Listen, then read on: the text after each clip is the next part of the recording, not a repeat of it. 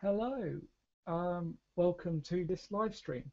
Firstly, since I've never done one of these before, please can you leave a comment saying if the sound quality is fine, if you can see the picture, if the microphone needs to be louder or anything like that, please.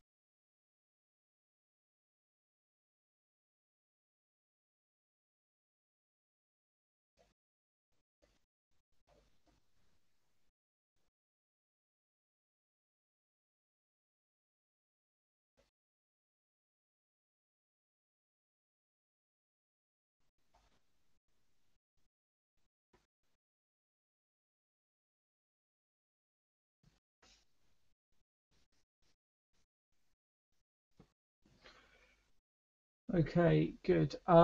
Firstly, to say I believe there is a up to 40 seconds lag or delay from when I speak to when you hear me. So if I'm silent for any periods of time, that is why.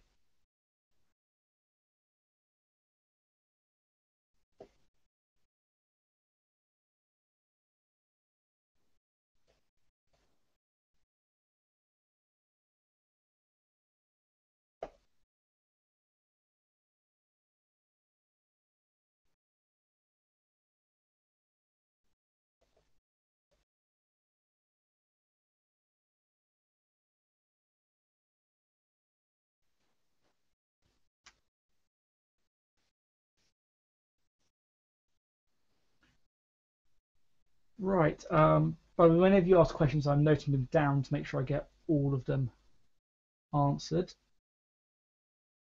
And as far as I can see, it's pretty much just. Oh no, we have 8 people watching, so that's good. Right. I'm going to answer the questions in the order they have been set. So, firstly, um, right, when doing a redox titration questions, I know it's important to balance the number of electrons, but what about balancing the overall charges? Question the OCR textbook did not balance the charge. I don't know which question that is. If you can tell me at some point, I'll have a look. But yes, always balance the charges. Right, that was quite simple. Explain the difference between codominant and incomplete dominance. Codominant is when both the dominant and the recessive allele are expressed equally. So if you have red and white, you get roan, which is a kind of direct in between. Incomplete dominant is when the dominant trait has mutated so it's not fully expressed. That's when you get pink. Red and white equals pink there. So it's much closer to the red color, the dominant color, but it still is not 100% dominant as it should be. Also, have to keep refreshing. Uh,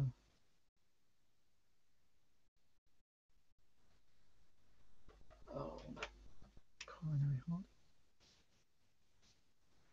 Also, one thing, because despite my apparent knowledge of things on the videos, I have not, well, not definitely memorized all of the AS and A2 level syllabuses for chemistry and biology, so I may be referring to the books in some cases. Um, Next question. Please explain how to use chi-squared values. Right, I've got a thing for this. Right, here I've given the equation and I've said we're going to flip a coin. I flipped a coin 100 times. We got 47 heads, 53 tails. That's the observed value O. And then we have 50 heads and 50 tails, which is the expected value E. Now, the way we do this is we just plug them into the equation. So we have, for heads, we have 47 minus 50 squared divided by 50. And that equals a value. Got my calculator here.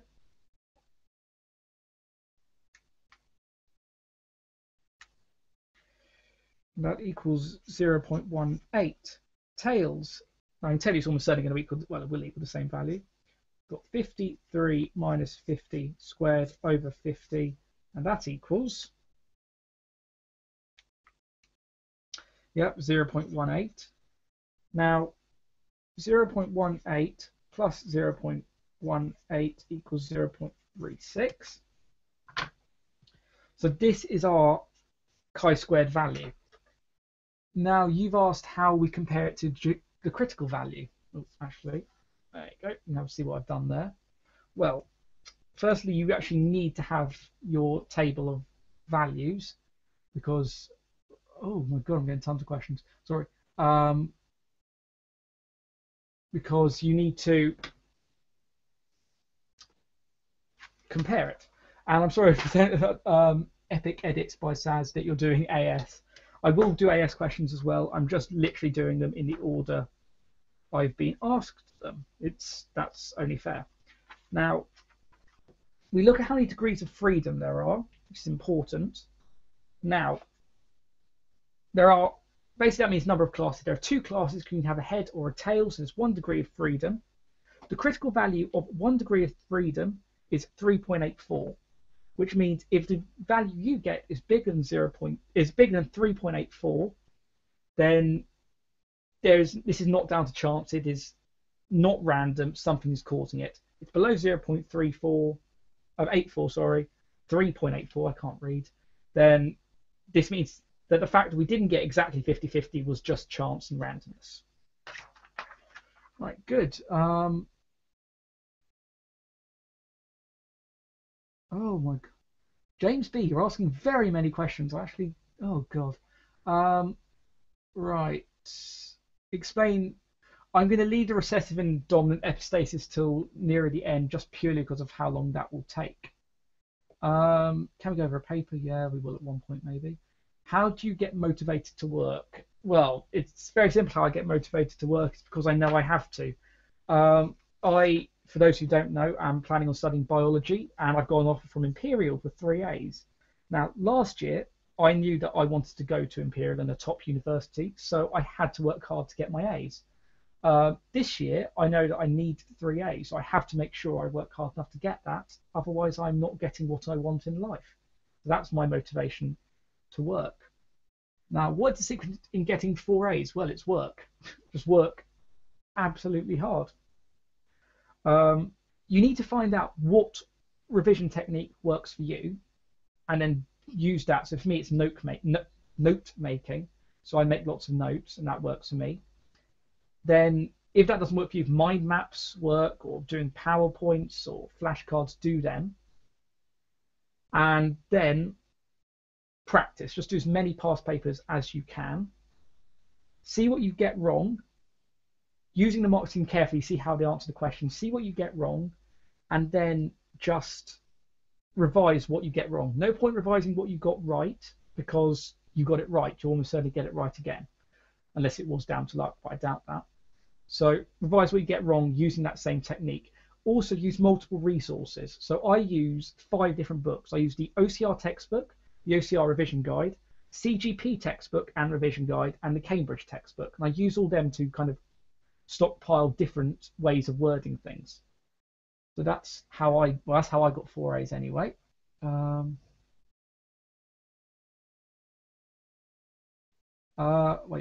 I'm in A2. Next.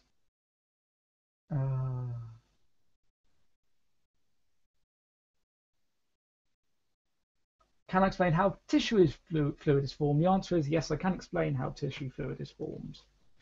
Right. So this is a case where, since I haven't done it for quite a long time, while I do know it, I would like to refer to the book to make sure I do word it correctly. Right, tissue fluid. Now, the important thing is you have blood, tissue fluid, and lymph. Now, you have blood, which is obviously blood. We all know what blood is. And that is kind of circulating around your body. And then as it, particularly, it goes from the arteries into the arterioles into the capillaries. And what's happening there is that you're reducing the volume. of the blood you can have. So the kind of space has decreased. Now what this means is that you end up increasing the pressure. So when you get into the capillaries, the blood is now under it's under reasonably high pressure. I know that obviously it's at its highest pressure when it leaves the heart, and that's because of the kind of pump it's got. But it is still, since it is since the volume is reducing, the pressure is still there. So the blood is going to be forced out of the capillary, and it's at the arterial end. Now this is due to certain kinds of pressure, hydrostatic pressure. And so this kind of forces blood out. Now, the blood and the tissue fluid contain solutes. Now, one thing I also should have mentioned is that the whole of the blood doesn't go out. It's generally kind of bits of, well, not the cells. You might get some white blood cells, but you might get some hormones. You'll get no fats. You'll get some glucose, some amino acids, some oxygen, some carbon dioxide. You get small molecules. And so I'm reading questions. Just so you know, right now I'm using the official textbook. Always refer to the official textbook as it is the one that has the. If you answer exactly how they worded it in the textbook and it's assuming it's the right question, they cannot fault you for it. Anyway, since both the blood and tissue fluid have solutes, that's dissolved, like proteins and stuff, you will have water potential. So there's a water potential gradient from the blood and the tissue fluid, and the water potential is lower in the blood than in the tissue fluid because you have more stuff in the blood, like more red blood cells, things like that. So the hydrostatic pressure is forcing the blood out of the capillaries, but a little bit of water potential is causing some stuff to go back into the blood. But the overall net outflow is into the surrounding cells, not out of the capillary. I'll just actually draw that. So this is what it's like in the textbook. So think of it like that.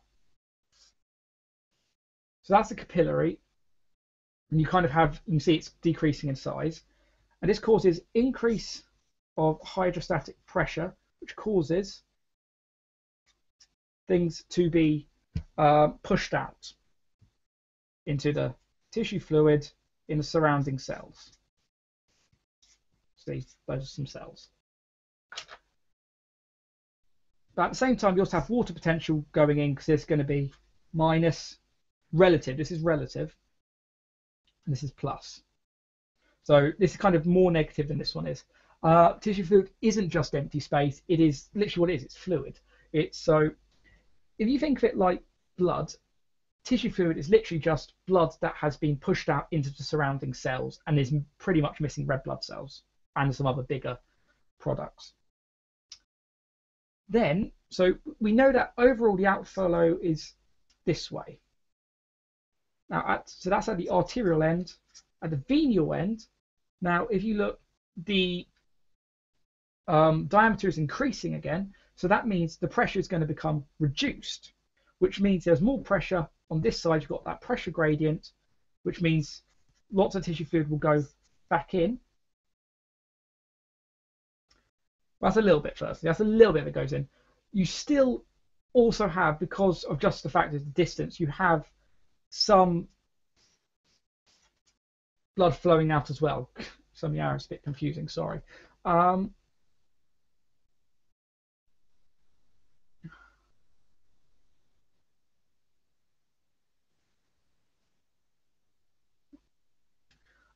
So while there'll be kind of two different sorts of pressures going on. So one is pressure due to the volume increasing here, but the other pressure is just a normal pressure, which is caused by the pressure decreasing here, if that makes sense. That's confusing. Basically, overall, the pressure is still causing the blood to go out into the tissue fluid. It's still causing that, but much less, is what I'm trying to say. Really badly there, sorry. But now, what you have is you have a lot more things in the tissue fluid. And here, well, let's say here. Here you have a lot more things in the tissue fluid, which then goes into the surrounding cells, which means when you get to here, you have, let's say here you have all these different things. Here you might only have that. So the water potential gradient has increased more. So overall, you get more things entering the capillary. Just say, why is water potential more minus in the blood? Well, it's minus in the blood and in the tissue fluid. I've just put it as a minus in the blood because there's more non-water things in the blood. So there's proteins, red blood cells, phagocytes, all those. In the tissue fluid, you don't have red blood cells, big proteins, and phagocytes. So there is more water. There's a higher water concentration in the tissue fluid than there is in the blood. So it's more negative in the blood. Anyway, overall, it means in the venial end, there is a higher water potential gradient than there is pressure gradient. So overall, it goes back in to the capillaries. I'm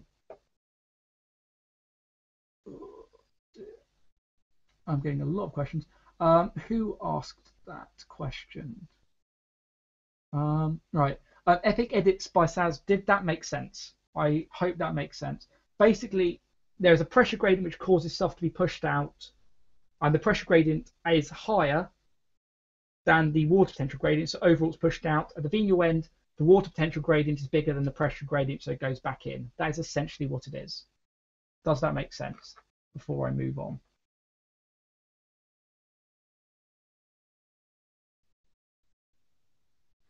So water escapes.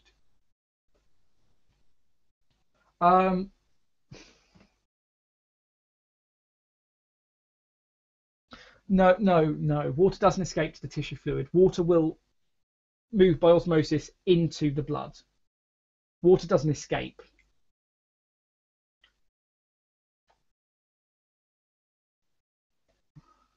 Okay, great, that helped. Next question, because I can't stay on one question for too long because I've already been asked millions. Oh, this is horrible. Right. Compare the structure and function of hemoglobin and collagen using diagrams. I saw you said that a bit later as well. Right. Right. Actually, right. Hemoglobin. Important thing is hemoglobin is globular, and collagen is. Oh, let me do that. Fibrous. That's collagen. Right. So, for example, hemoglobin is soluble, and collagen is insoluble.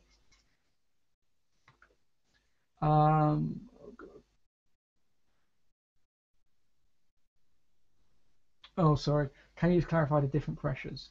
Right. High pressure, low pressure goes out. Here, overall, there's still high pressure, low pressure, but the pressure gradient is smaller. So let's say here it was 10 and 1. Here it might be 5 and 1. So there's still a gradient, but it's smaller. Right, back to this. Insoluble, right.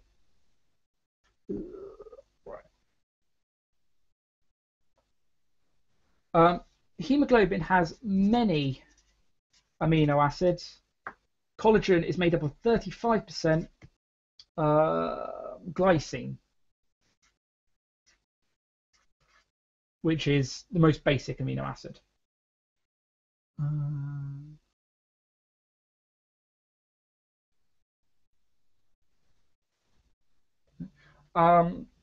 Then, right, this contains a heme group. So that is called a prosthetic group.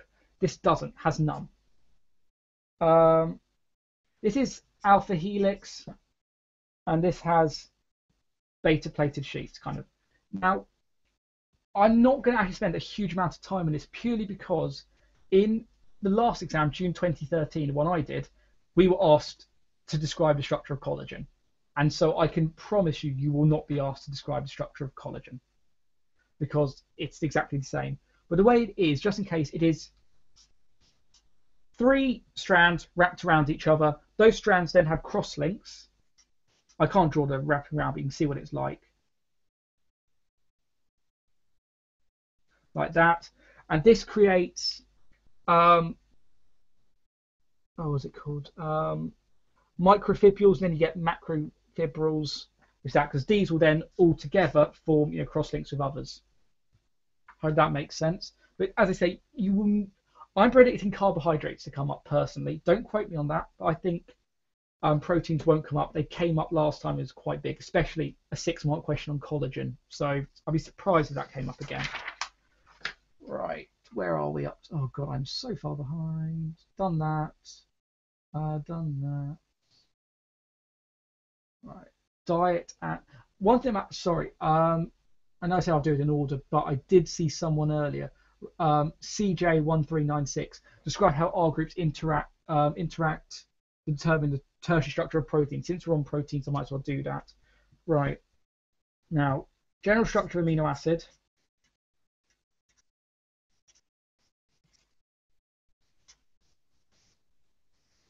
Very quickly drawn. Right. Now, this R group can have certain properties. It can, if it has either an H, actually I'm doing that on a new slide. If the R group has an O or H, it can form hydrogen bonds. If it has anything which is charged, let's say it had an Na plus or a Cl minus group, then it can form ionic. If it contains sulfur, it's a disulfide bridge. And then there are various groups which can form hydrophobic, hydrophilic interactions, just depending. That's generally to say if they are charged, they'll be, hydrophobic or hydrophilic.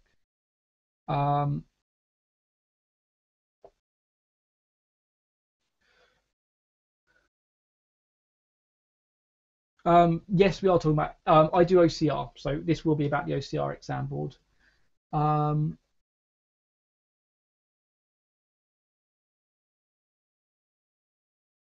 They're not available yet. Sorry, I can tell you some of the things that came up in the June 2012, June 2013 Unit 2 paper because I did it. But anyway, let's keep going with this. Oh God, so many questions are being asked. And then, so you have hydrophobic, hydrophilic interactions. Now, different R groups act together. So we had, I'm just going to draw them as an R chain. I'm going to say that.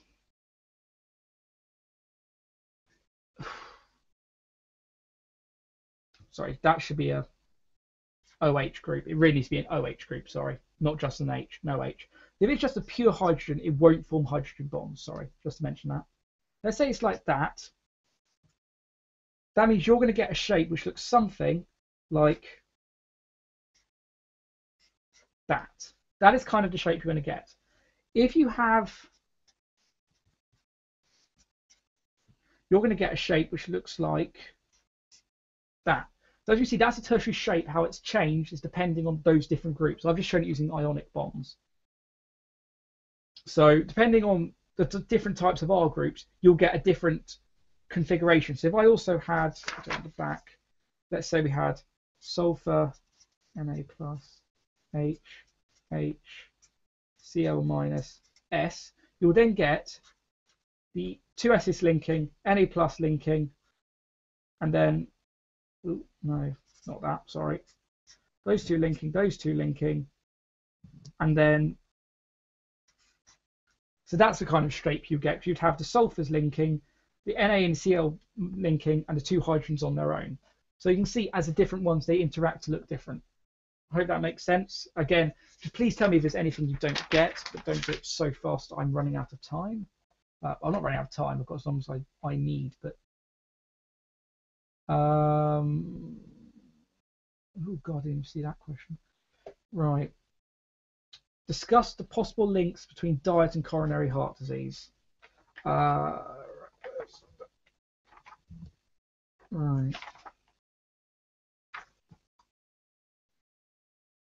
Right. With diet, the main thing is particularly cholesterol. And if you have bad cholesterol, which is known as, oh dear, you're really testing me here. So no, I'm glad you're testing me. It's good, but Oh dear. Let's talk about low density.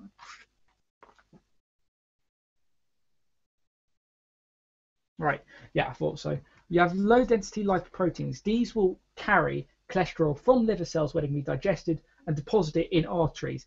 If you get it deposited in a coronary artery in the heart, it can be deposited in the lining, which causes a blockage, which is a blood clot, also known as thrombosis, which means blood can't get through to the heart. So the cells aren't getting red blood cells. They're not getting oxygen, so they can they can die, and that's essentially what coronary heart disease is.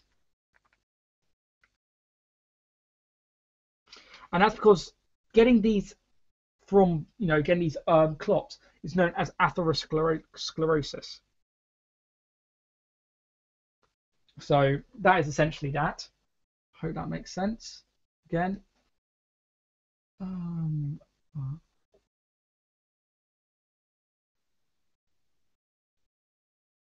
okay. Also, one thing, if you think this is a good thing, because I have a feeling I won't have enough time, say so, and I will set up another, perhaps even just for tomorrow. So see what you think. Right. I hope I'm answering your questions well, James B. Describe the causes and means of transmission of malaria, AIDS, HIV, Oh, God, that's a lot. Um, right. I'll go through these. Right.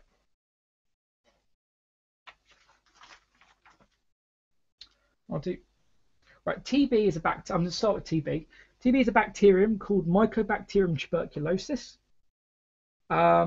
It's usually found in the lungs, and it's transmitted by droplet infection.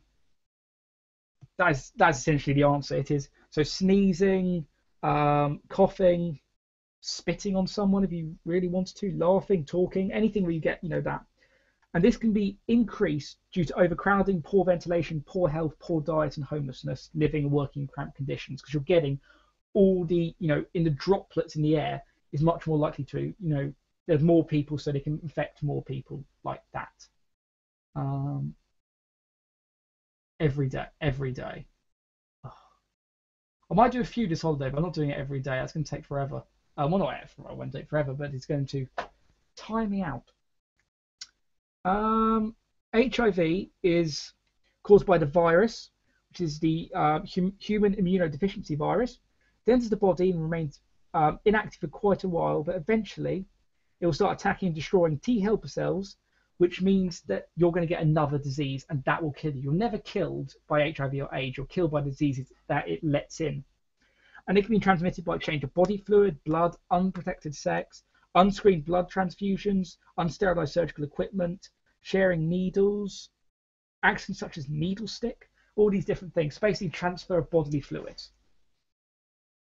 Transition of malaria. Malaria is caused by the Plasmodium parasite. Now that is a protoctista, and it is passed on by malaria, which is the female Anopheles mosquito. And that's how it's passed on. So it's kind of in there. Mosquito bites you. Well, firstly, actually, a mosquito will suck the blood of an organism that has the Plasmodium. It develops and migrates to the mosquito's salivary glands. The mosquito bites someone who hasn't got malaria, injects Plasmodium, which migrates to the liver, which then kind of replicates and migrates to the blood. Hope that answers your question. Any more? Okay, I'll do a few live sessions. Right, I'll do my best. I'm not 100% on Unit 1 because I haven't seen the Unit 1 paper. I've helped someone with it, but okay, actually, I'll just do that. I'll do the Unit 2 one now. Now, I can't stress this enough. Let's go. That these are predictions based on what I've seen in the last paper. This does no way near mean that these will come up or other stuff won't come up. So revise everything. Don't just revise what I'm saying. This is just my predictions. Okay. I don't want you coming to me on exam day going, well, all the things you said didn't come up. Oh. Right. Now, things in my exam included a big question on proteins, big question on nucleic acids. that means I'm predicting something on carbohydrates and or lipids from the biological molecule section. There will be a small question on nucleic acids, they always come up. Enzymes, they just always come up. I can't predict. They just always come up and they're always very similar. I can't remember what our questions were on the food section or health, but I do know we got a big question on phagocytosis, which means you will not get a question on phagocytosis. So I will do phagocytosis. Also, one thing, do you think it would be a good idea if I do future ones to set one deliberately for AS and one deliberately for A2? That way we don't get people who are doing AS, getting not understanding the A2 ones, the ones who are doing A2 not caring about the AS. That's the idea. We've got a big question on squirrels to do with biodiversity, but that's always, you will get a question on biodiversity. Now, our one was on reasons for maintaining biodiversity, so I wouldn't be surprised if you get one on perhaps how to deal with it. So if they went, this is how to, so sites, stuff like that, national parks. We got a small question on evolution, but I think a bigger one could come. And we got a reasonable one on classification. I think yet again a bigger one could come on that. That's all I can really predict. Okay. Prediction for Unit 4 and 5 Chem. Honest answer, everything. Everything comes up in these exams. Chemistry, there's a lot less material in it than biology, so you're unlikely you'll miss something. Like for Unit 5, yes, there'll definitely be a buffer solution question, there'll be a KC question, there'll be a rate equation question. They're always the same. You get the same ones. The only thing that could come up is I haven't seen something on fuel, a big question on applications of fuel cells, so the hydrogen fuel cell, the methanol fuel cell, that could come up. Unit 4, I haven't seen the June 2013 paper, so I can't answer that, sorry.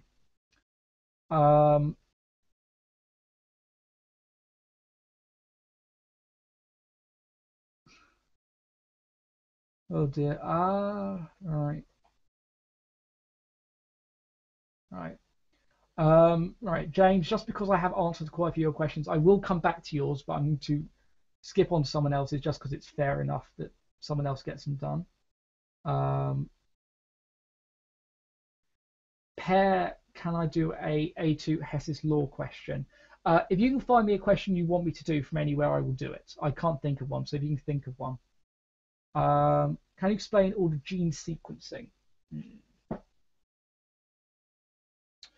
Okay, right, what I'm going to say is just for this video, I'm going, just because of,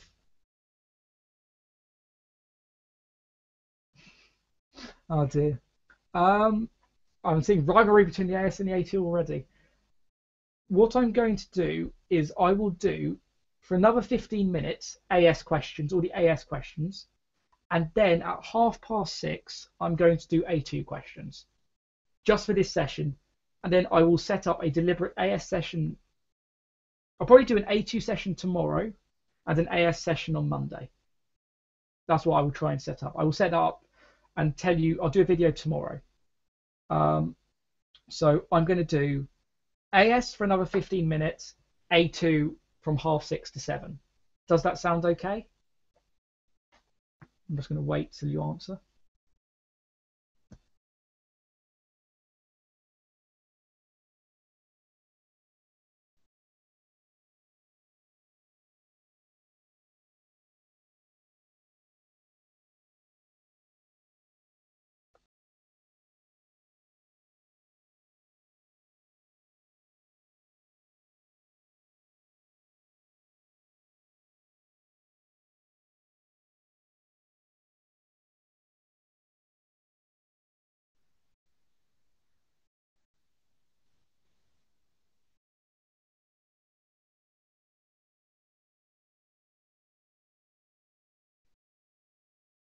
Okay, good. So I'll do AS for the next 15 minutes then. So that means, James, we can have all your million questions answered. Right.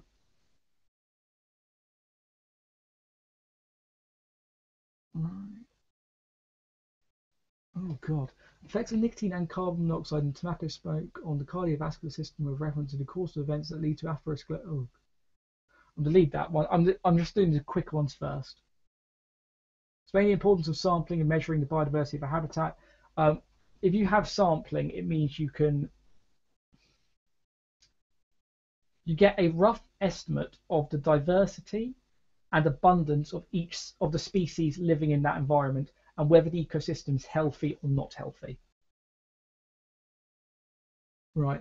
Ah, I remember this. Right. Compare and contrast the five kingdom and three domain system. I remember this because it's such a small section in the book, but it can come up and it's a good 4 mark question. So it's really important to know this. Oh, I remember this question. Right.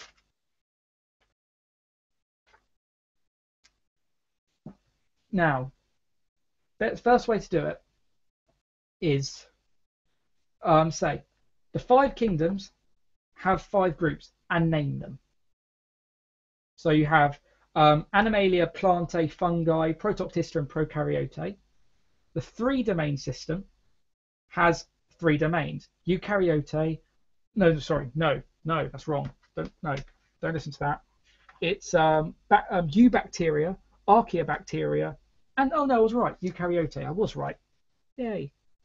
Um, so say that. State both. That's 2 marks right there. Um,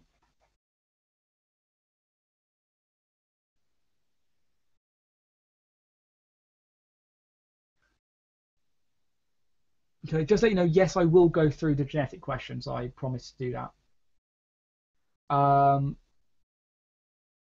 And there is quite a bit of synoptic overlap. I once saw, I think, in an Unit 4 paper, there was about, I would say, 10%, which was a pure AS question. Someone doing AS could have answered it 10%. Anyway, back to comparing.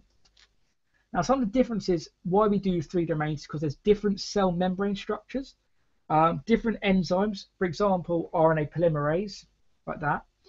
No proteins bound to their genetic material, different mechanisms for DNA replication and building RNA. But also archaea, which is actually a division of the bacteria, the prokaryote group, have similarities with eukaryote, such as similar enzymes, similar mechanisms, and produce some of the same proteins. So that's why we look at why the 3 domain system could be done differently and the differences between it. I hope that makes sense.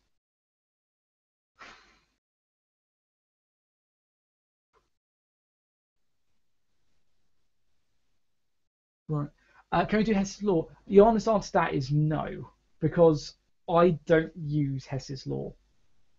I never have. Honestly, I've never understood how to use it with all that kind of triangle thing. So I've learned 2 equations, which is enthalpy of products minus enthalpy of reactants, and the other one is enthalpy of reactants minus enthalpy of products.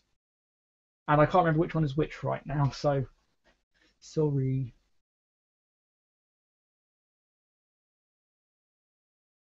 Um, can you go over classification and Aubrey? Can you be a little bit more specific there? Because classification of biodiversity is like a lot, so I'll do that. Translocation. I can do translocation. Right, translocation. Now, this is one thing in Unit 1. Translocation hasn't come up for a long, long time, so I would not be surprised if we get it coming up again soon. Right.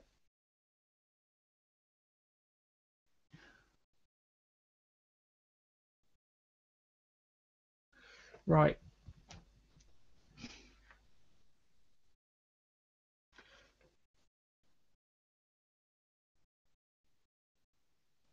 I'm just trying to. Right. Right. Active loading. We start off with.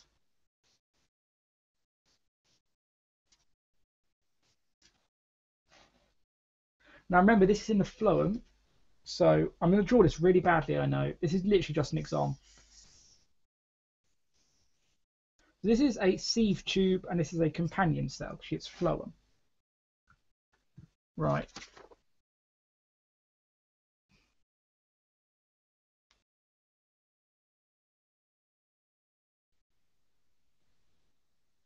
Right.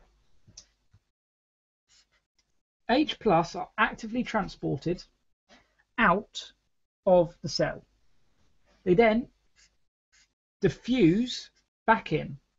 That's diffusion. And when they do this, they go through a co-transporter protein and they bring sucrose with them. The sucrose then diffuses into the seed tube. That's the first step.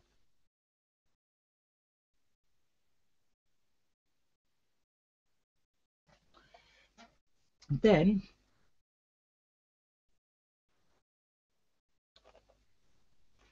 when sucrose goes in, it lowers the water potential, which causes water to diffuse in.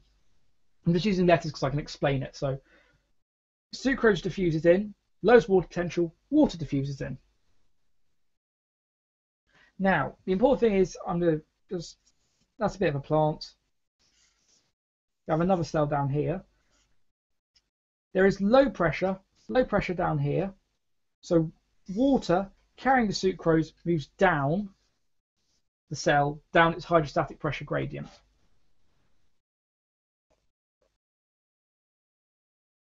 Right.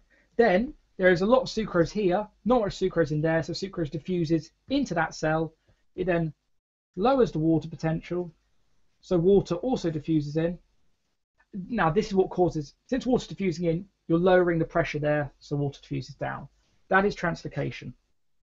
I can't remember who asked that, but whoever asked that, does that answer your question?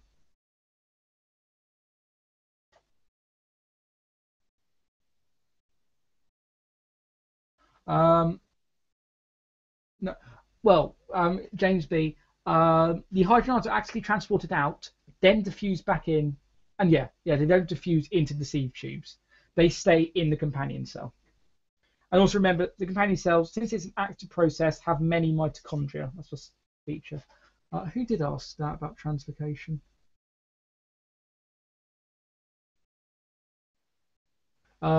Ezra.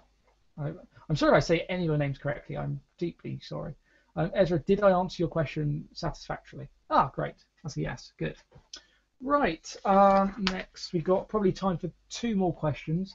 Don't ask anyone doing AS. Don't ask any more, because I will not have time to answer all of them. I will then, I say, we can do some more next days. All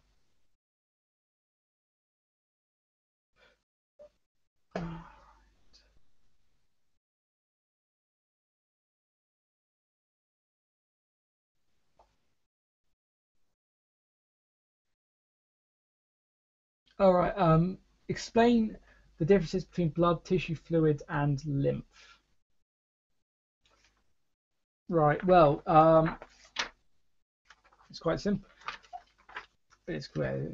Blood is basically what is contained in of them.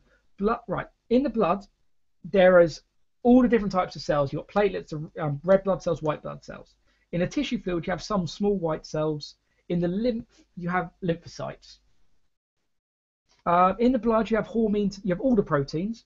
In tissue fluid, you have some hormones and proteins secreted by body cells, and in lymph, you have some proteins. In blood, fats, you have some lipoproteins. In tissue fluid, you have none. And lymph, you have more than in blood because it's absorbed from the intestine. In glucose, you have quite a lot in the blood, little in the tissue fluid, little in the lymph. And it's the same for amino acids and oxygen. You have lots in the blood, little in the tissue fluid and the lymph. And then in the blood, you have little carbon dioxide and a lot more in the tissue fluid and the lymph. That's because in the tissue fluid and lymph, that's where the cells are. So particularly in the tissue fluid, oxygen is taken in, carbon dioxide is given out. And essentially, blood is found in the blood vessels. Lymph is when it's in the surrounding cell. I'm sorry, tissue fluid is when it's in the surrounding cells, and lymph is when it's in the lymphatic system. That's when it drains out of the tissue fluid.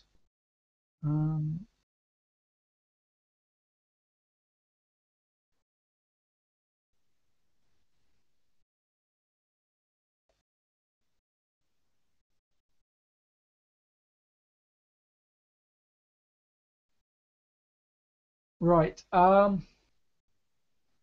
Well, I think that's pretty much all the questions I can answer for AS. I will do another AS video. I'm pretty sure on Monday. I will do a video tomorrow, saying what my schedule will be for live streams. I'll definitely do two more.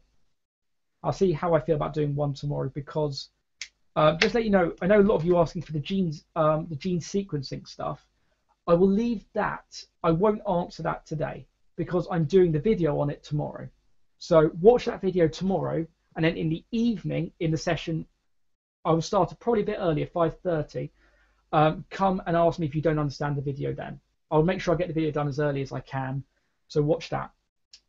For the AS students, I hope I answered it. CGP. Right. The CGP revision guide is all right, but it is a revision guide used for revision. If you like how CGP do it, get the CGP textbook, and I've got the A2 version with me here. This. Get this. It is excellent. It's got great questions in it, really well laid out, really split into nice little sections and explained very well. Get this. Type in like CGP AS level bar GOCR, you'll find it. It looks like this. And the AS one looks slightly different, but it's green, says it all on.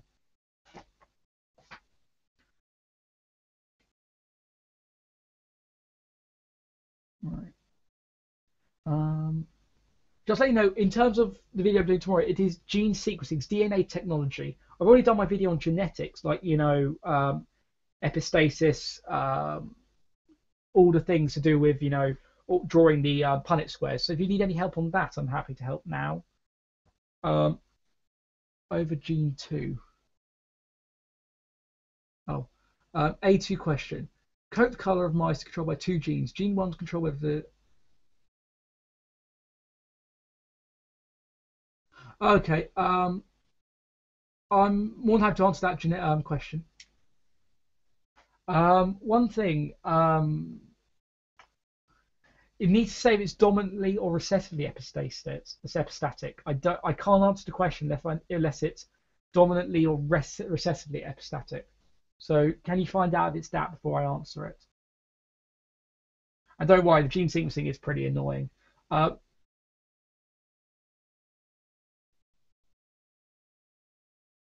Okay, I'm going to start answering A2 questions now. I'm going to start off with the one that's just been asked, which is the CCGG by CCGG cross. I'm just going to do that because I can't do the epistatic one until I know if it's dominant or recessive.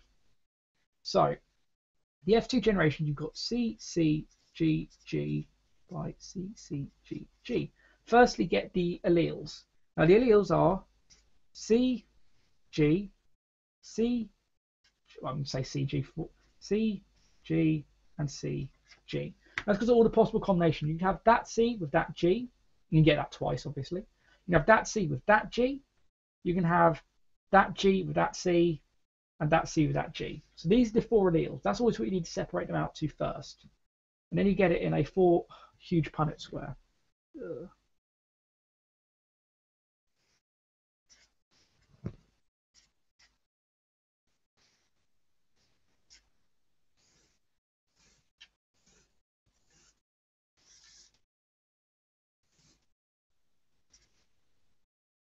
You're doing G now, sorry.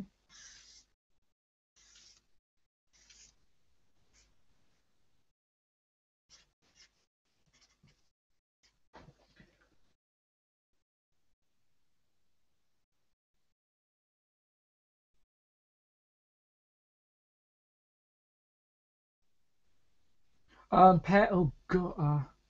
Right. See you then. Honestly, it is pretty late. It is late if you started now, but it's not impossible. So you can do it. Right. I'm pair 20IO. That looks more like an I than a one, but 2010, whatever. I'm doing a Punnett square question at the moment. Right. So you've got this. I've done one too many bits. Oh, well. Right. So we have C C G G C C G G C C G G C C G G. I'm going to do C's. That's meant to be a big C and a little c. Oh, I hate doing these.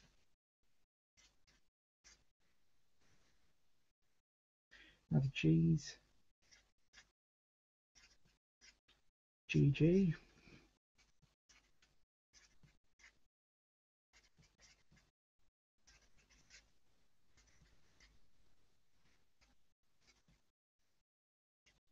Right, sorry for the awful writing on that question, but God, they take. Ugh, what's happened? Oh no! Oh God, that something went wrong there. Um,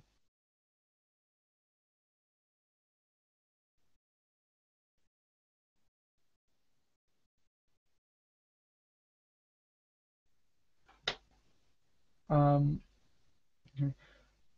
Right. Anyway, on the Punnett square question, anyway, here we got so C is dominant, G is dominant. So I'm to underline all the ones which will have both dominant traits. Dominant trait, dominant traits, dominant traits, dominant, dominant, not dominant, dominant, not dominant, dominant, dominant, not dominant. So we have 9 dominants. Well, 2 lots of dominants. Now I'm going to do that line on the ones that have the C is dominant, G is not. That's that one, and that one. So we have 3. I'll do that on the ones where the G is dominant. We have 3, and then this one's on its own. That's double recessive, so 1. So the phenotypic ratio is 9 of 2 dominants to 3 on 1 dominant to 1 on both recessive.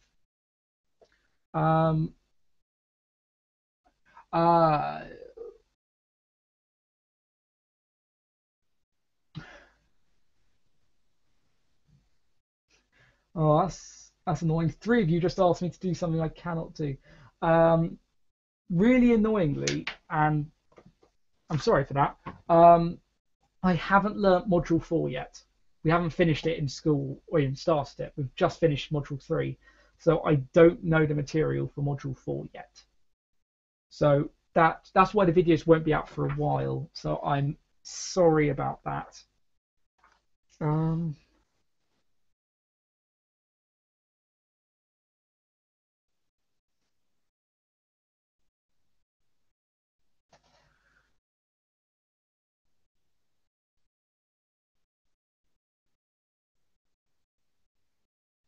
Okay. In answer to the epistatic question, in the exam you would be told if it's dominant or recessive. So don't worry about that. Oh no,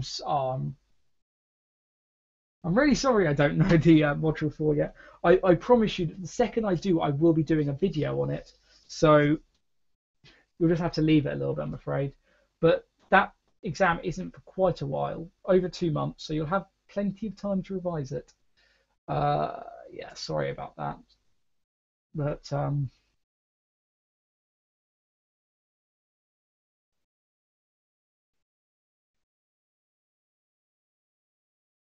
oh no, I can tell you all hate me now because I don't know that. Right, positives, and I actually just let you know on sustainability when I just did a video on that. Managed to get it up about an hour and a half ago, so you can watch that. I will answer it. Right. Now, pyramids of biomass. The problems. The positives are it roughly shows you the number and the amount of each type of organism, and shows you about how much energy they'll take in. If you remove water, you've got dry mass, which is relative. Can you kind of work out the amount of energy each one has? Because they should, you'll expect the energy to decrease. However, the problem with them is that different species release different amounts of energies per unit mass. That's the problem. Is that if you look and you see something that's like this, I'm not going to draw the full thing, but you see like that, you go, well, that one produces a lot less than that, and produces than that. But let's say this one produced, this one is about, I'm going to say it's half. So this one is half of that. So we say this one has 1,000 kilograms. That's number 1, number 2. And number 2 is made up of 500 kilograms. This one, number 2, number one produces 10 kilojoules. Oh no, 10 kilojoules of energy per kilogram, which means they produce 10,000 kilojoules of energy. This one, however, produces 50 kilojoules per kilogram, which means you have 25,000 kilojoules. So this one is bigger and looks bigger, but this one produces more energy. That's the problem with that sort of pyramid.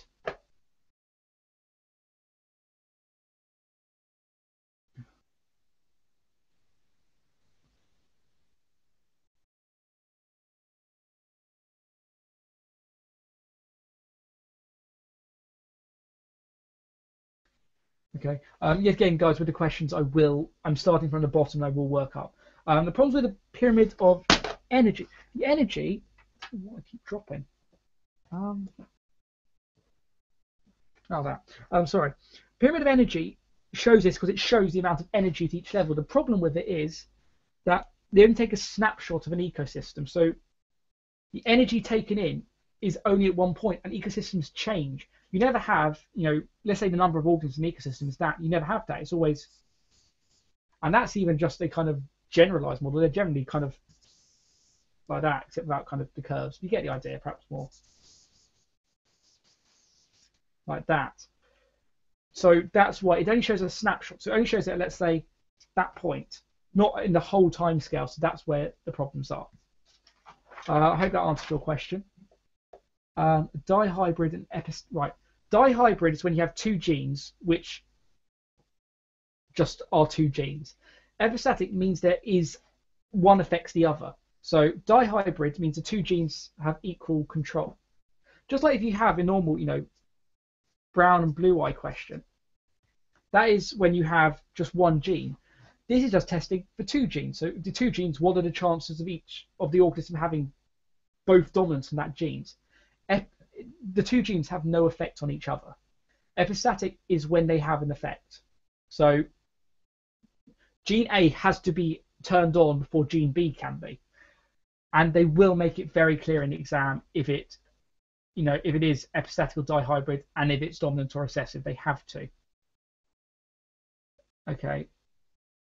James, not something I promised. Can you do a C2 and S1?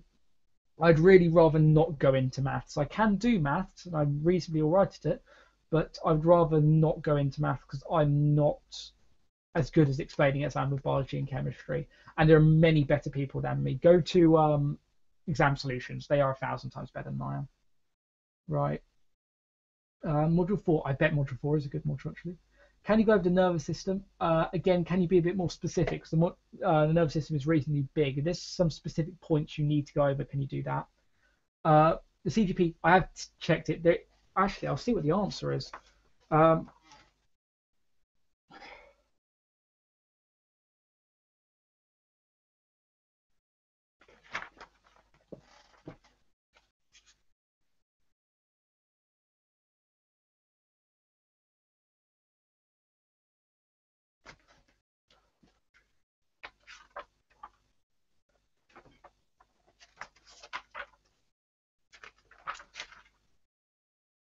Okay, I can tell you that it was recessive epistasis. Just by looking at the answer, it is recessive epistasis. They will make it clear in the exam, but yeah, it is recessive epistasis. Oh, good, right. Break of questions now. Yay. What things do you want me to do next? Give me something else. We've got another 20 minutes. But I hope this is going well. Of course, with AS, I've done that, so I feel a little bit more confident on it. A2, I haven't done yet. So, I could do the exam and get a C or something. I feel really bad. So, I'm trying my best here. I hope it's all working well.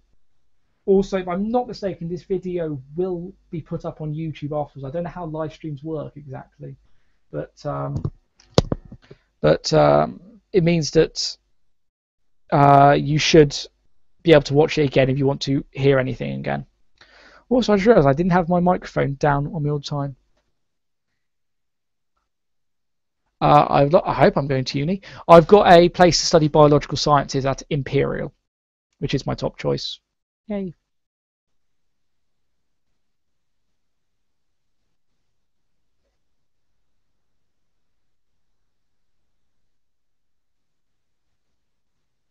Oh. Well done, James B, for knowing what university I'm going to. Glad you listened. Right, linkage. Now, this is one of the things that is incredibly badly done in the book. I mean, like, awfully done in the book. So I completely understand why you are asking it.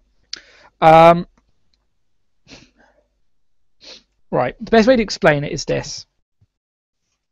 Right, you have these two chromosomes, and they're forming. Oh, I need to make them a bit bigger. Sorry.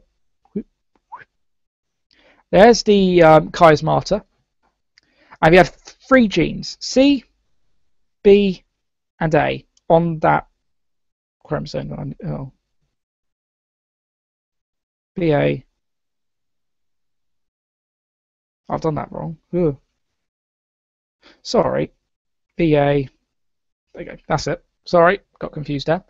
When they cross over, you get this. You get one sec. A1, B1, C1, A2, B2, C2.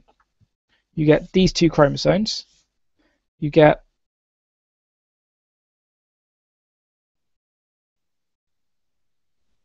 sorry, no, ignore that. I've done this. One thing with doing it live is that if I make a mistake, I have to redo the whole thing.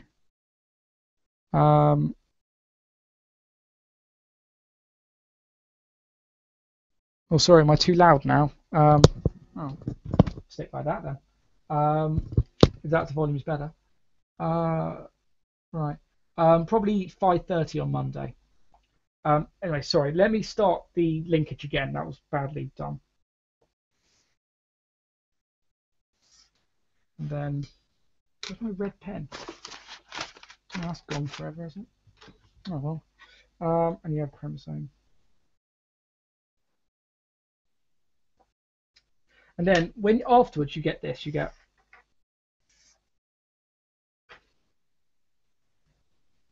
linkage.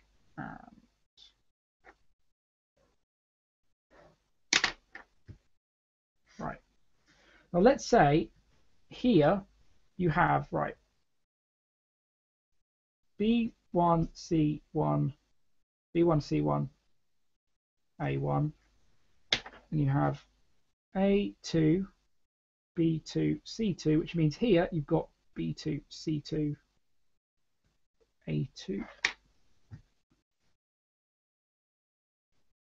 Right. There's the important thing. So as you can see, they've crossed over. So you've got some. There's been some swaps. I actually do have a stalker. Oh dear.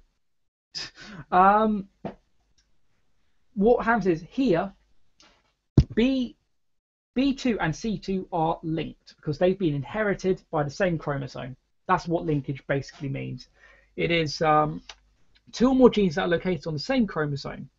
The linked alleles are normally inherited together because they do not segregate independently at meiosis unless chiasmata are formed between them. So in this case, B2 and C2 have been linked. They are linked chromosomes. That's what it is. It's just they're on the same chromosome and they've been inherited together.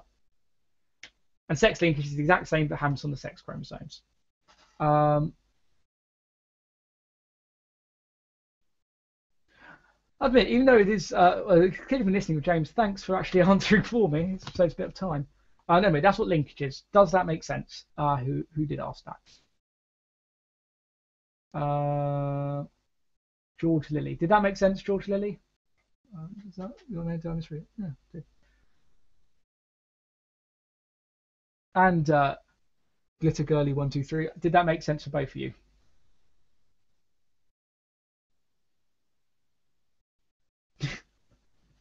I got full marks in Unit 1, 90% in Unit 2, and raw marks I got 93% in Unit 3 but the UMS drags it down, as it always does with the practicals, to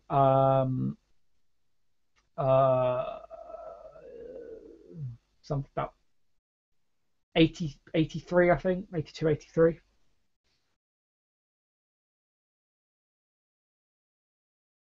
Oh, stereoisomers and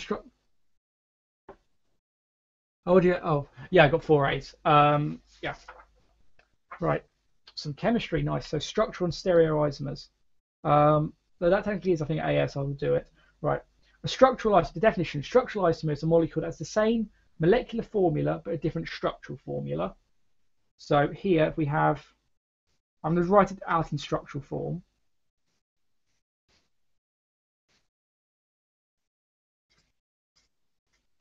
That's butane, but you can change that to,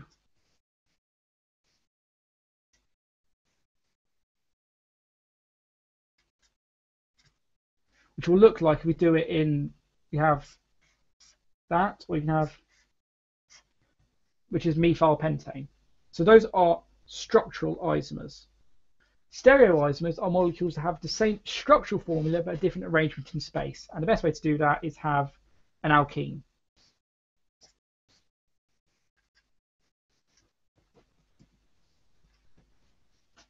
And for this to happen, they just need to have two different groups on each carbon across the double bond, because a double bond means they cannot be rotated. So to swap those two around, the bond has to be broken.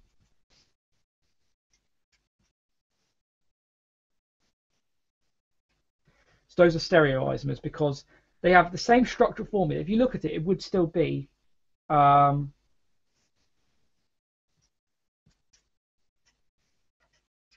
that is a structural formula for either, but they have a different arrangement in space. If you know, because you can't rotate the bond.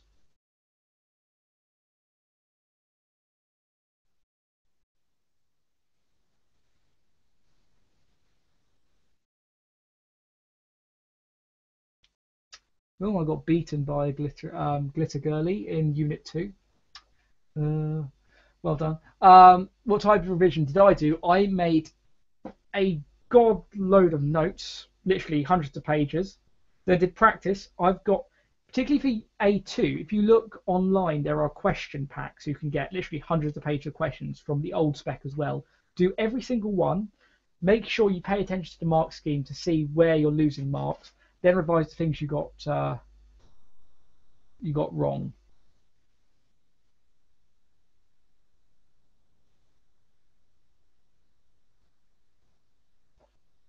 Yeah. Trust me, chemistry isn't that.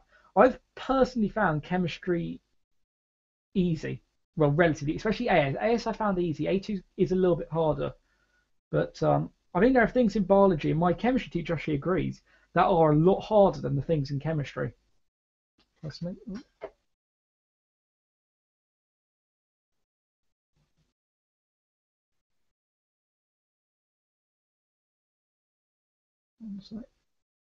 I'm,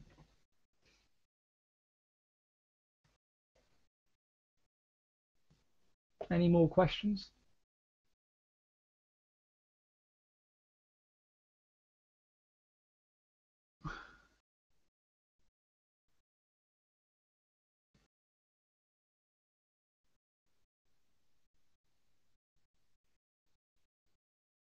All right, let's refresh.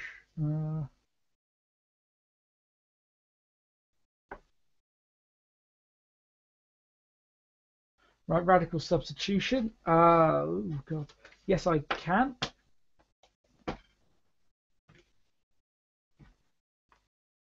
Guys, if any of you biologists, because biology is far superior, need some help, please come on, please ask.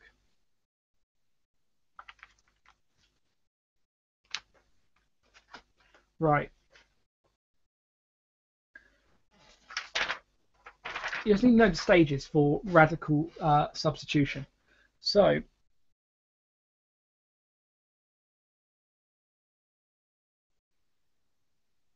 going to give the example of methane with chlorine.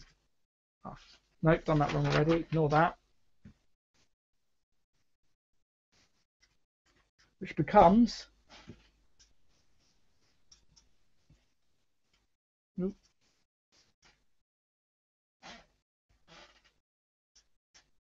there we go. Sorry, I haven't done this mechanism in a while. Um,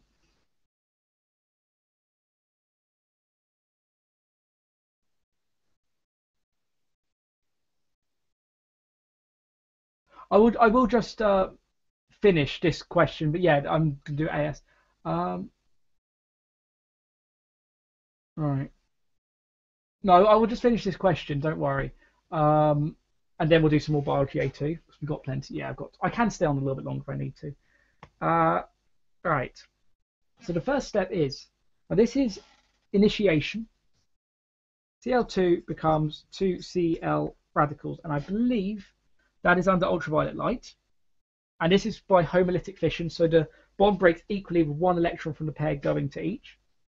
You then get propagation, so that's initiation, propagation, which is when you get Cl radical plus methane becomes CH3 radical plus HCl. And then you get that radical CH3 radical plus another molecule Cl2 to form CH3Cl plus Cl radical. As you can see now, this radical cancels out, so you've got the overall equation.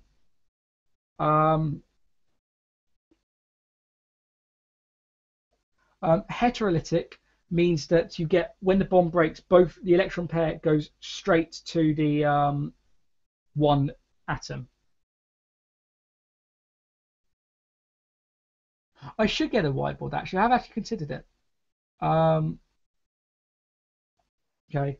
And once you get that, you then just get all the radicals you've got. So that's a Cl in the termination state, Cl radicals, CH3 radicals, all them, they all react together in any way. So you have Cl and Cl, CH3 and Cl, CH3 and CH3. And they react together to produce whatever. Okay, that's what that is. If you want to go over that again, I will go over that during the designated session. Right. Oh God.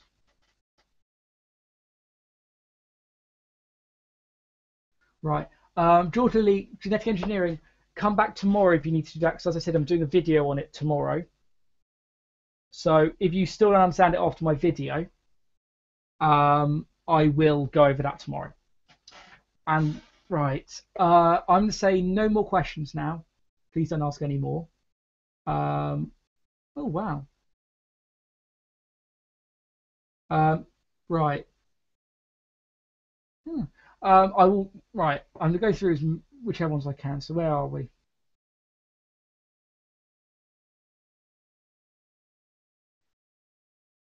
Can I link you some biology questions?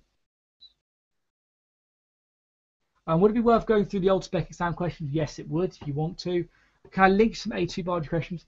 I will if you.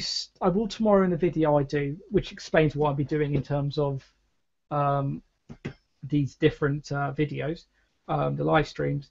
But I'm going to. I would say if you want to find videos, type in something like OCR F214 question pack or OCR F215 practice pack, something like that, and you'll find it on the student room. That's pretty good. Right, meiosis. Why does it need to divide twice? Why do the chromosomes duplicate first? Um, meiosis. Right. Why do they need to?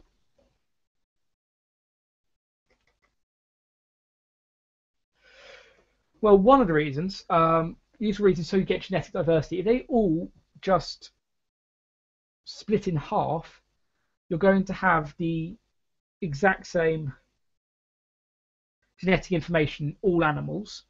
That is one thing. Um,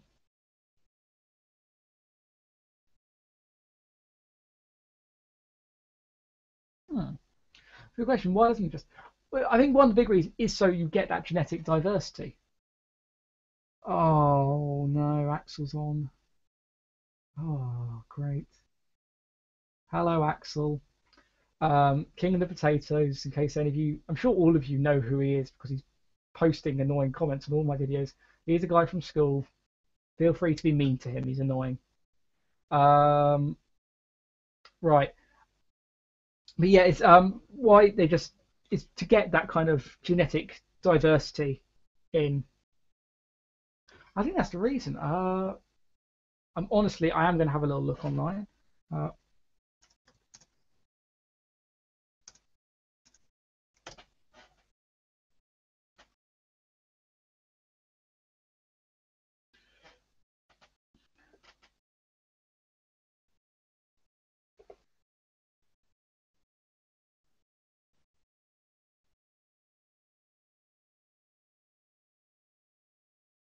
right. The reason why, okay, it's actually not basically.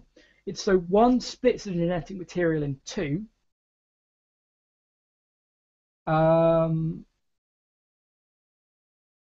so one splits the genetic material in two, which means you've got, different material, and the other one duplicates it, so it's in both. It's in four cells. So I think it's just to produce four cells. Um, right. What an absolute legend. Please say that's referring to me and not Axel, or I'll be very angry. Um, we go to Battle Abbey School in East Sussex, site of the Battle of Hastings. Um, Jonas, that's all the questions I have time to do today. Um, Politically, I hope that answered your question. It is essentially so you can split the genetic material and get it into four cells and get the genetic variation. That's why. That's the point of meiosis, is to get genetic variation. Um, Thank you for liking my shirt. Uh, Thank you. But I hope that answered your question. I will not answer any more biology questions now, but I'll be happy to answer any other questions you have about my life for some reason. But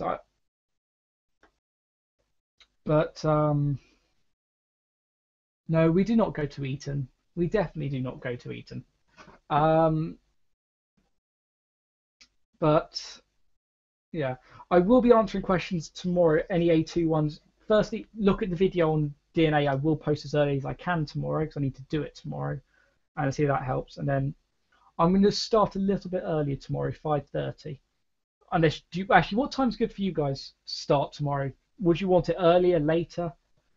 Um, no, you wouldn't need to know why there are two divisions because that's not a syllabus. You won't need to know that. Um, I I don't have long hair. Axel has reasonably long hair. He has, yeah, reasonably long hair. I don't. Mine's reasonably short.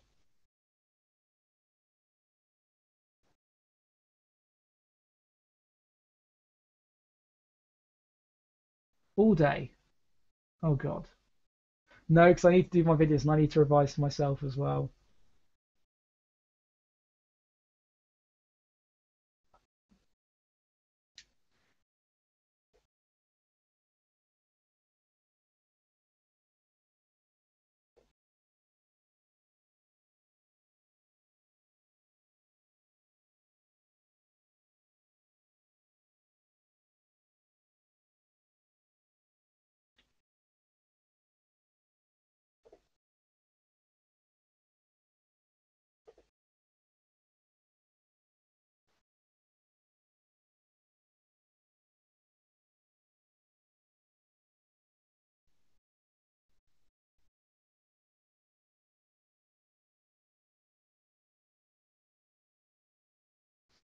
Right, Bluefelt. I did biology, chemistry, maths, and physics for AS. I dropped physics for A2.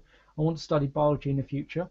Glitter Gully, my school really isn't that posh. If you actually have it looks posh because it's built in the site of an abbey. That's where the Battle of Hastings occurred, and the abbey was built there.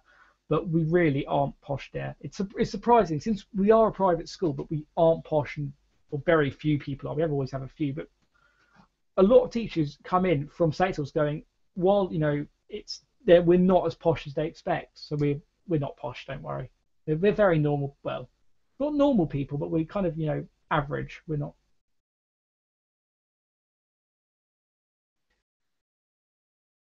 Um, What about 8 o'clock?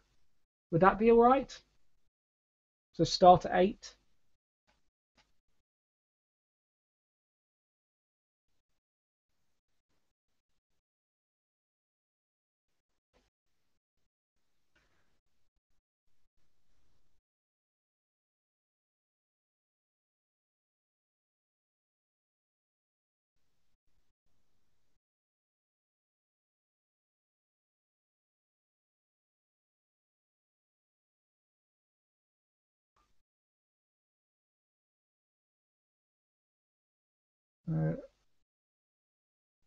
Uh, Battle Abbey.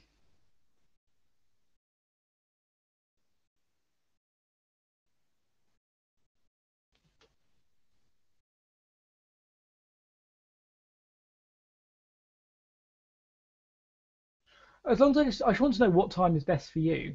So yeah, since some of you want, I can do one at this time, and then do another one afterwards if that would be good. Just whatever suits you guys, really. I'm seeing, yeah, 8 o'clock sounds good. Okay, I'll put a video up tomorrow saying what times and what days I'll be doing it. Um, I will, yeah, you can then comment if you have any suggestions as well. Also, if you have any suggestions about how you want me to change the live streams, I'm doing any improvements.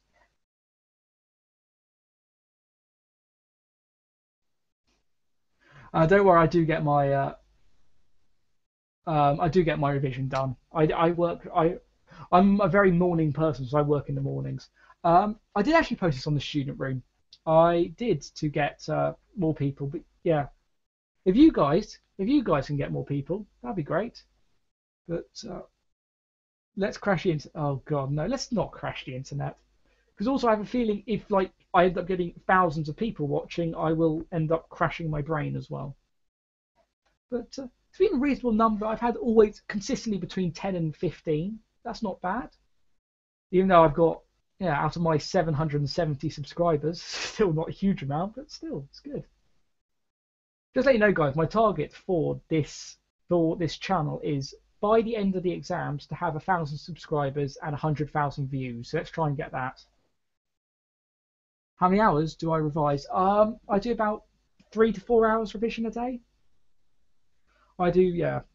Including the videos. Including the videos as revision, I do 3 to 4 hours a day.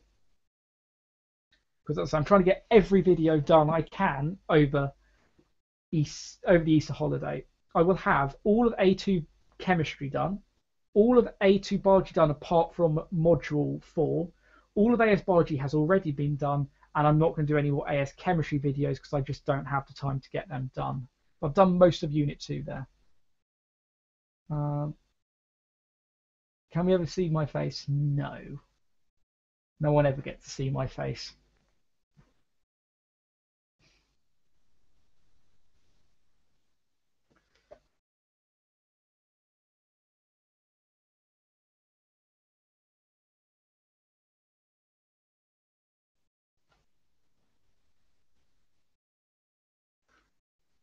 Oh dear. I don't know how I could get it going on Twitter. I don't have any. I have a Twitter account I never use, but have 0 followers. Um, oh God, hashtag revision with me. That'd be a. Oh God. But if you guys can tell anyone else you know who watched my videos or would want be interested in doing it to come and join, it'll be yeah, it'd be good to get a few more people. See if we can get some more people tomorrow. What am I doing? I've had I've had 14 likes and 1 dislike on this live stream. Who disliked it? Who? Bells Axel. Bioman, Tom. Bio.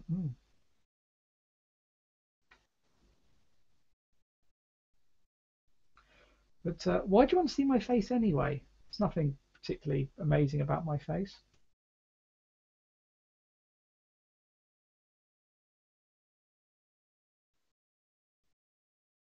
Oh god, is everyone going to start hashtagging Bioman Tom? Oh dear. You want to do that? Go ahead.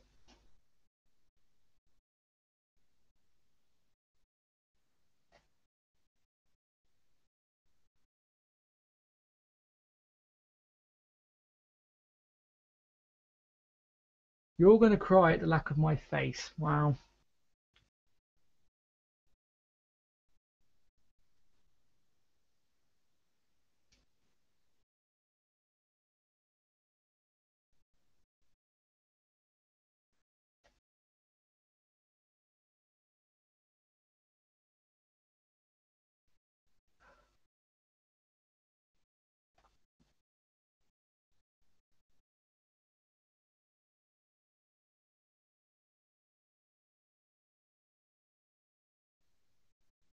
I've realised I've had 245 comments on this live stream. Wow, good.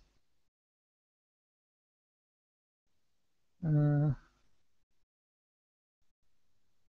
I say my face isn't particularly great, so I always think it's best not to see my face. I could always say if by the exam, well, off during the exams, we get up to 1,000 subscribers and 100,000 views, I will show my face as a thank you, if that particularly interests you.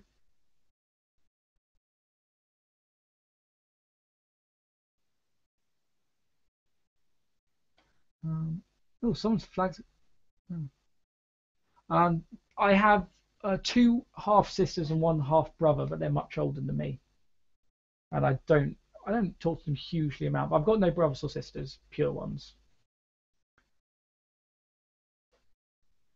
Um, haven't actually had dinner yet. My dinner's soon, so I haven't had it yet. Got to get more questions about my life, which is interesting.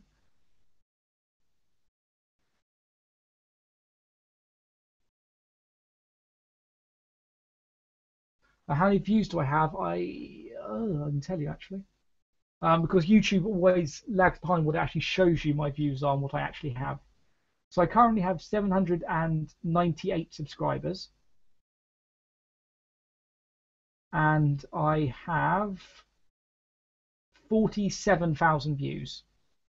So you need to roughly double that. But why I think it's possible is because last year, the day before the exam, I got 6,000 views on that one day. If that counts the same for about there are 8 exams for biology and chemistry. One of them I haven't done, so 7 exams. Now, if I get 6,000 there, that's 42,000. So it is entirely possible. So I want you to get me up that. And to be honest, the amount I'm increasing I've had, yeah, I'm getting quite a few views. It's good. It is increasing nearer the exam.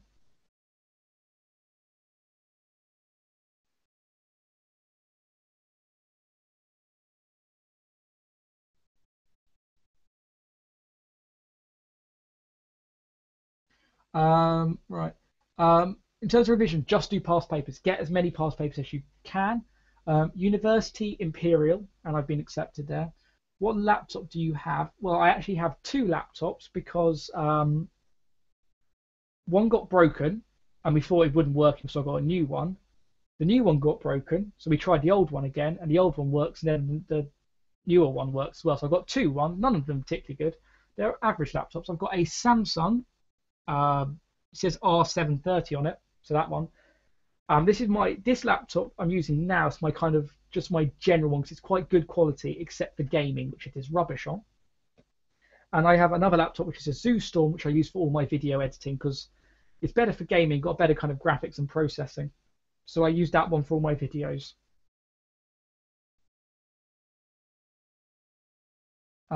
Right, the honest answer to this, why I decided to start a YouTube channel, was honestly because I was bored.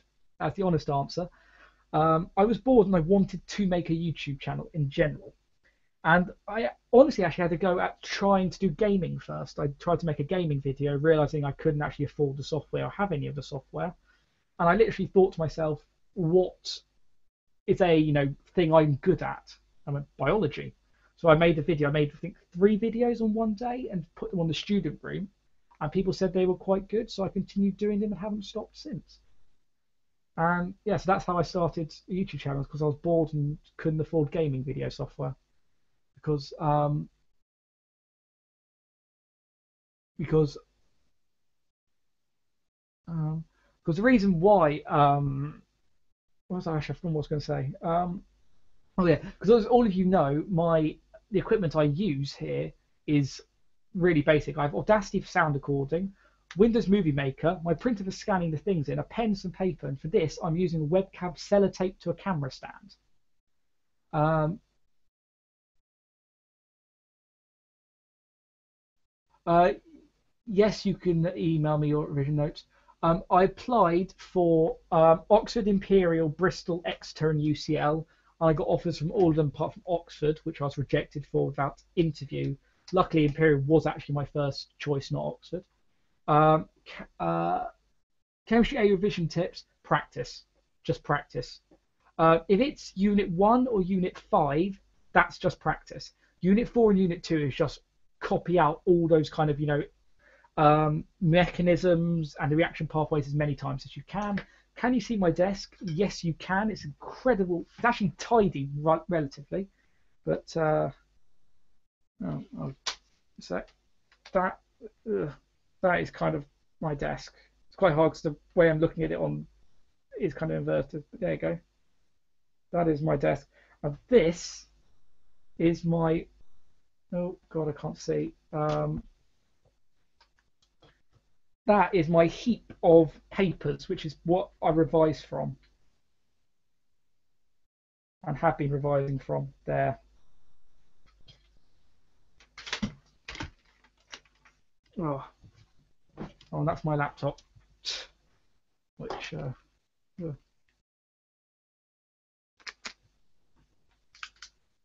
didn't mean to do that. There you go.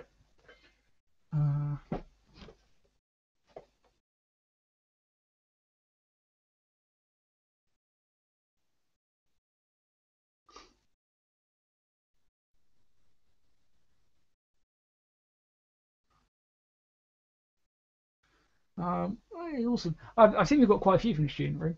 Please share your notes. I can't share my notes. AS, I don't know where they are. A2, there are so many of them. It'll take literally like hours to scan them into the computer because they're all handwritten. So, also they're a mess. They only make sense to me. So I can't really. Sorry. Come to Exeter. Oh, I've already turned down Exeter. Sorry.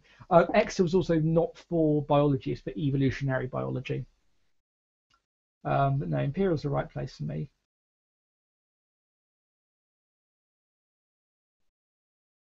Oh, thanks. Thanks for complimenting my carpet. And yes, I'm not wearing socks because I'm just not. I don't wear socks. I don't need to. I do wear socks when I go out, just not at home. Um,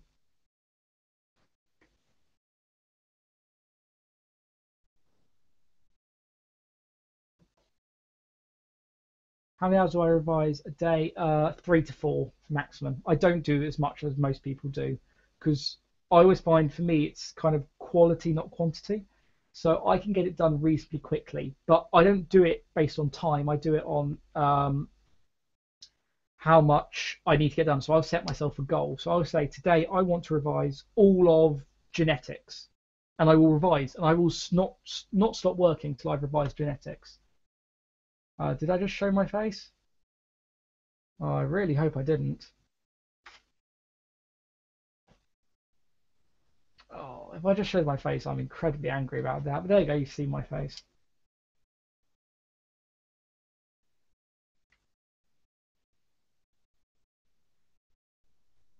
Why is it getting cringy?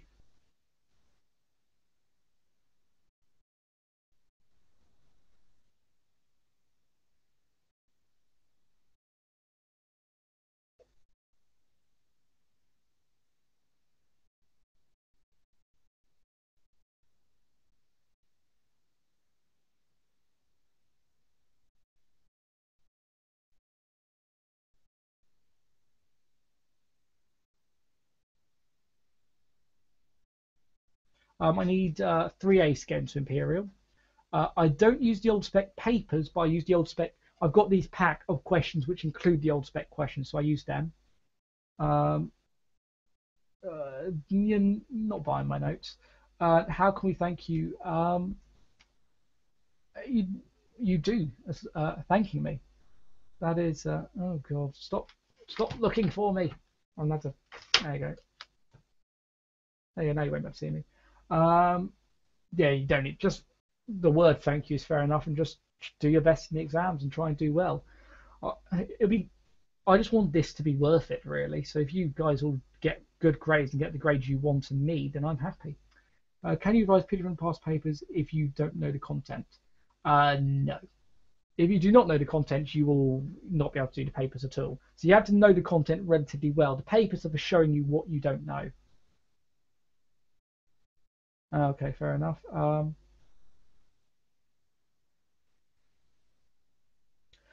What I'm aim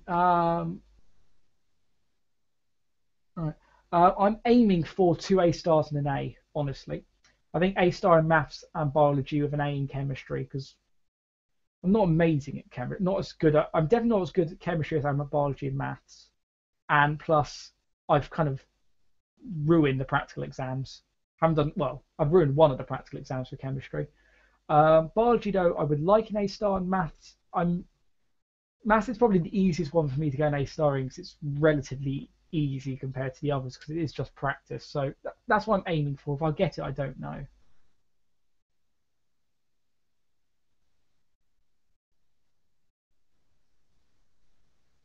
What do I do before an exam? I just kind of muck about really. I don't revise on the day of an exam unless I've got a lot of time to, especially not before an exam. I ignore that. I just like to be relaxed. So when I go into the exam, I can enjoy it rather than be terrified of it. Or I'm there revising with other people, helping other people. Um, Eat food. What?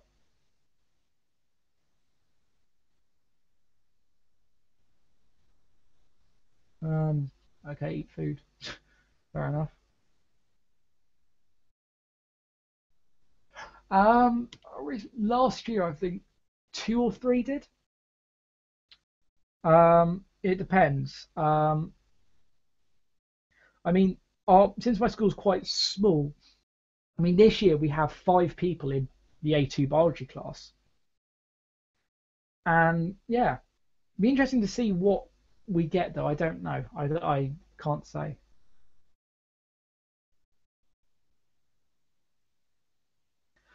We finished all of A level chemistry and maths, not biology yet. We've still got the final module left. Answering question. Well, it's just make sure you get the keywords, write keywords down at the side if you need to, make sure you know what you're answering. If it's an application question, kind of underline keywords. I've got a video actually on how to answer exam questions if you look at that.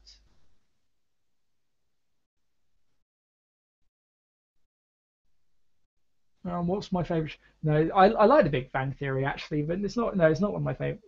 My favorite shows either I've got two, either Doctor Who because I'm a bit weird like that, or The Simpsons. I like both of them very much.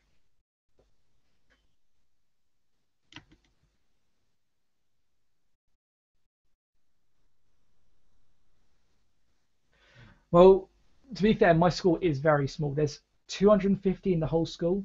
I mean, we have half the number in my year as you do doing A level biology. We are small. I mean, if you've seen the Abbey, we can't exactly fit in.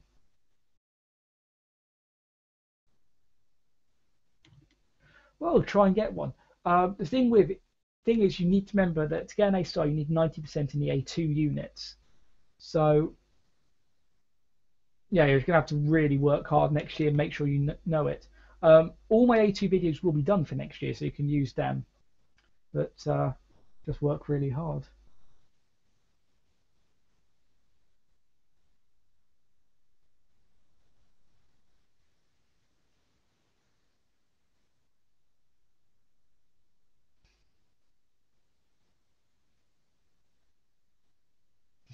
I really like David Tennant too, but I found that I really started to enjoy Matt Smith towards the end. I think in series one he was a bit bit too mad. In season six he kind of well season six the stories weren't that great, so he couldn't really show off himself well. But in series seven he's done really well, and his those last two specials, the 50th anniversary and the Christmas, were really good.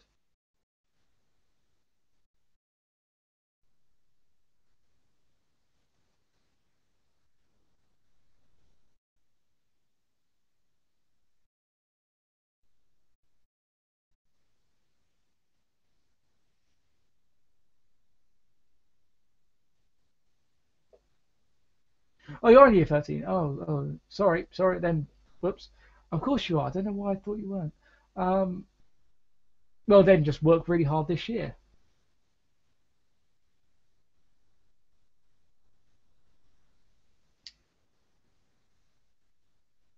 Um, being completely honest, I think possibly, depending on how good they are. I don't think anyone could, but someone almost certainly could if they did do that. But I'm not going to say yes because I don't want to be held responsible if you don't. Um, no. Use the books as well, just so you get the exact way the books word it. Because while I'm using all the content, I might word something just slightly differently. Just make sure you use the books.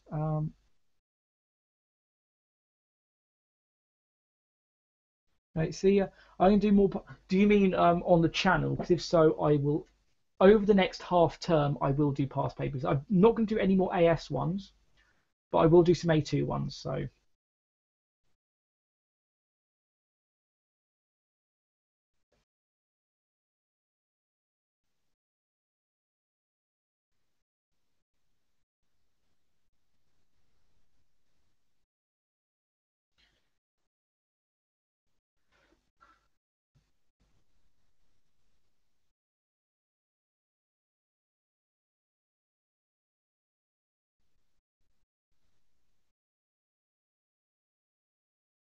okay, I'm going to go as well now. But remember, I will post a video tomorrow, which will tell you about all the details about the live streams I will be doing.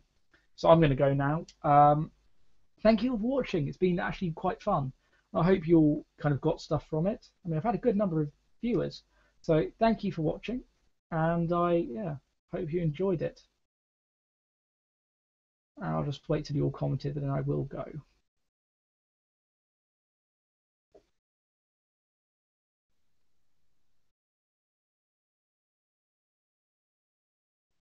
And final questions: 7 exams in the summer, and it's just do it a million times. Just do it a million times, and it will eventually stick in.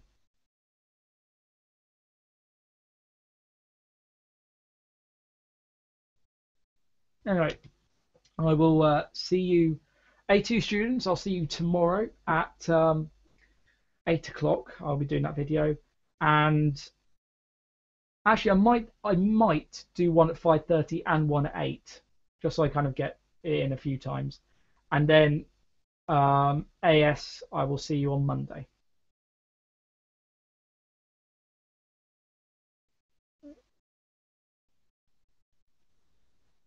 So yeah, see you guys.